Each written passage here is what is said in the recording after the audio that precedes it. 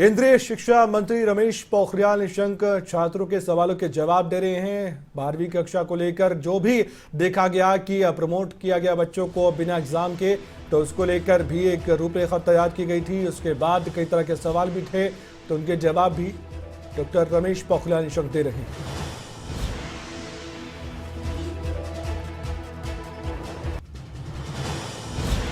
Board परीक्षा परिणाम पर संशय भी दूर कर रहे हैं डॉक्टर रमेश पोखरियाल निशंक। परिणाम की तारीखों की भी घोषणा हो सकती है।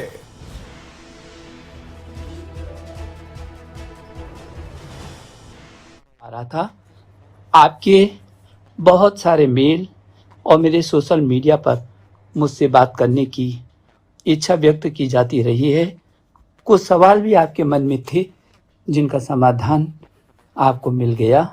जैसे कि आप सब जानते ही हैं कि हमारे देश के प्रधानमंत्री श्री नरेंद्र मोदी जी लगातार आप 30 करोड़ से भी अधिक छात्र छात्राओं से विशेष लगाव रखते हैं।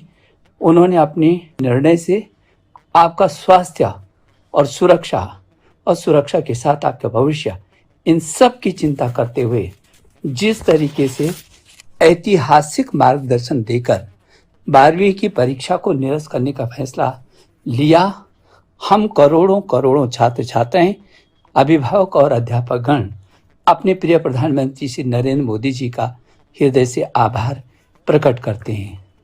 जैसे कि आपको मालूम है कि सीबीएसई ने व्यापक दिशा निर्देश भी जारी कर दिए हैं और ये आपको प्राप्त हो भी गए हैं।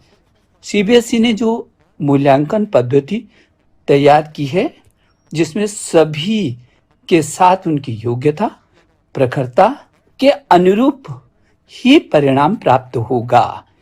मैं सुप्रीम कोर्ट का भी बहुत आभारी हूं, जिन्होंने सीबीएसई के उक्त पूरे प्रस्ताव पर अपनी सहमति प्रदान कर आपकी सुरक्षा और आपके भविष्य के प्रति हमको समर्थन प्राप्त किया है, हमको आश्वस्त किया है, अपना निर्णय सीबीएसई के प्रस्ताव के अनुरूप दिया है।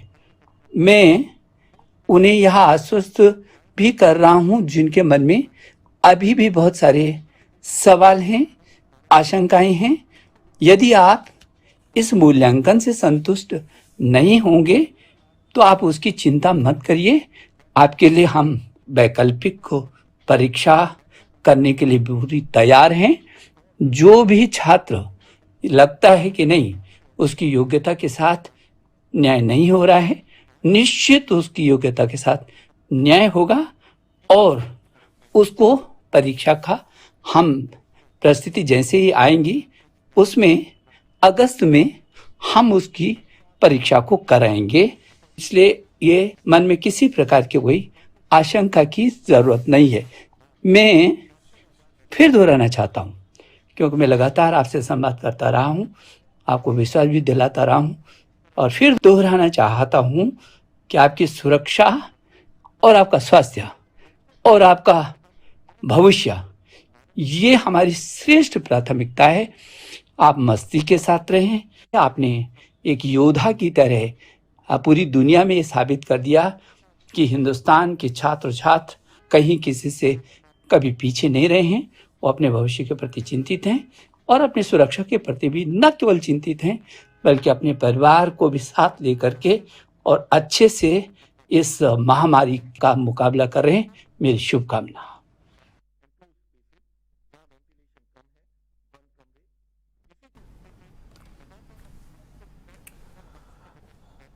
तो केंद्रीय शिक्षा मंत्री डॉक्टर रमेश पोखरियाल निशंक को आप सुन रहे थे, संवाद कर रहे थे छात्रों के साथ। और ये भी आपको बता दें कि कुछ संशय था मन में अगर छात्रों के, तो संशय को भी दूर करने का काम डॉक्टर रमेश पोखरियाल निशंक ने किया है।